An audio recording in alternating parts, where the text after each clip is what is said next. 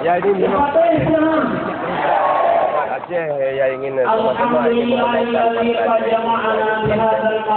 kemauan dan keinginan rakyat Aceh bersama memenangkan pemilu 2009. Beberapa hari lagi kira-kira bagaimana teknisnya membuat masyarakat itu yakin bahwa partai Aceh itu akan menguasai parlemen kali ini.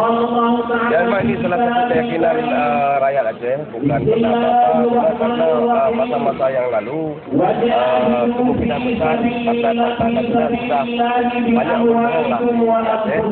Tapi sekarang dengan lahirnya partai Aceh sudah terbuka lebaran Aceh. Ingin Aceh ini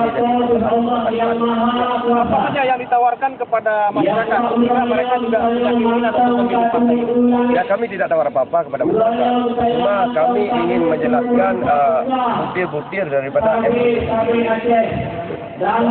Ya. Tanggal 9 sendiri ini seperti apa kira-kira masa yang akan melihat Ya, memang masa-masa yang sudah datang ini memang sudah di hari tanggal 9 mungkin suara Partai Aceh mencapai 8%. keyakinan itu dari mana dia? Jadi keyakinan ini kita lihat dari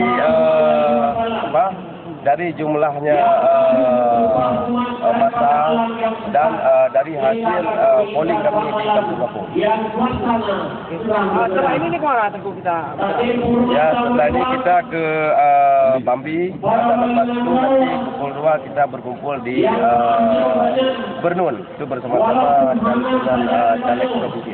Ada Ya, saya ingin sampaikan kepada semua masyarakat Aceh yang menonton di sini, mudah-mudahan pada pemilu 2009 ini berilah dukungan yang kuat dan pilihlah partai Aceh.